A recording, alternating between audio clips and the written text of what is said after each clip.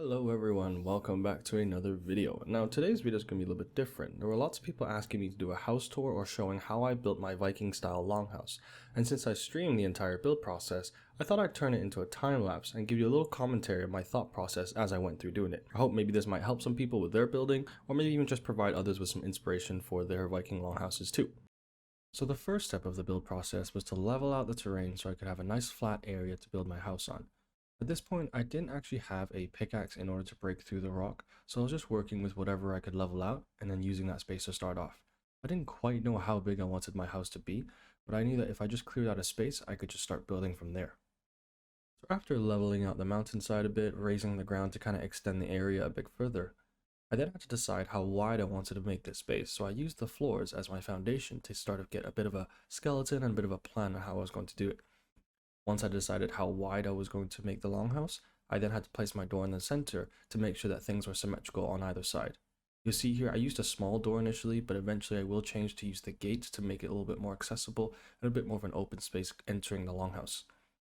Once I did that, then I had to decide on the depth of the house. I had to decide how far back I wanted the house and whether or not I wanted to go all the way to the back against the mountain or leave a bit of space behind it. So once I got an idea of how long and how wide I wanted the longhouse to be, the next step was just to fill in all the floors. Because the house was so wide, as I was putting the walls up, I decided that I wanted at least 2 walls high before I started to add roofs to it and connect them together to allow it to be a little bit higher and then also give it a bit more space on the inside. And then after having all the walls down, I decided I would change the small door into 2 larger gates as a more central doorway. Now, when it came to the roofs, this was probably where I spent most of my time on, as the reason why I actually made the foundational video on how to build your base and reinforce your base came from this experience here, where I had a lot of trouble trying to figure out how to reinforce my roofs, because at one point I had one piece that just kept breaking over and over again, and I couldn't figure out why that was. Bear in mind, this was only probably about day 3 after the game had released, and at that time I didn't quite understand or even notice that one of the walls was green while the others around it were blue, which meant that it wasn't connected to the ground and therefore not a foundational piece, which was causing most of the problems. I thought I could just fix the issue by lining the roofs with angled beams around, and I kind of did a little bit, however it wasn't completely stable. At this point here, you can see me. Generally, I'm just messing around with beams a lot. This was a long experimentational sort of process, trying to figure out where to reinforce the center of the house, where to place beams, and where to place maybe horizontal angled beams, and how to connect them all. And at this point, I was just trying to use general logic to think where would make sense without really testing too much, and so it did take me quite a bit of time.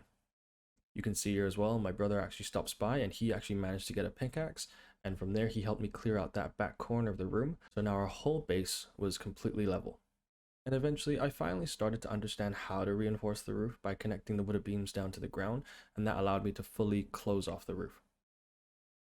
Once I'd finally figured out how to pretty much close off the roof, I then knew that I wanted to build a second floor. And I didn't really have too many ideas other than the fact that I knew I wanted the middle area to be open so that you can look down into the room from the second floor, kind of like a balcony surrounding the inside.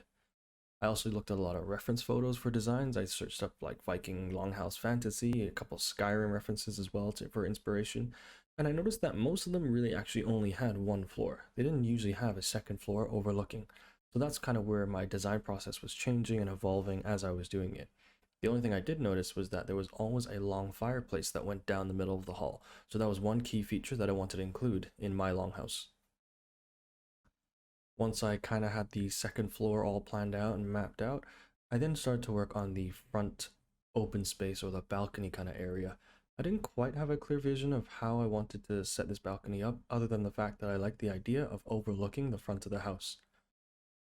Now you'll probably be able to tell there was a lot of back and forth here, playing around with different designs, and this is kind of the fun part about building, is that you really kind of just gotta try things, see what works, what doesn't work, what looks good, what doesn't quite look good, and you're gonna constantly be editing and changing and deleting and adding new things to your base.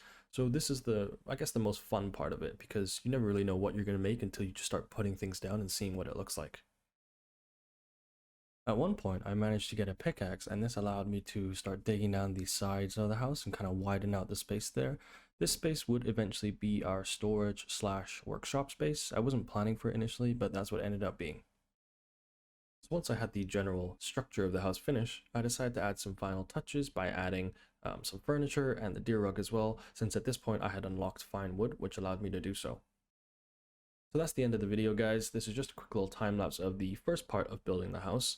Let me know if you guys like this kind of stuff, because I do have a part 2 coming through, which I can then sort of show you how I decorated the interior and worked a little bit more on the aesthetics and design of the Viking longhouse. This was just the overall structure, and then part 2 will have a lot of more detail into it.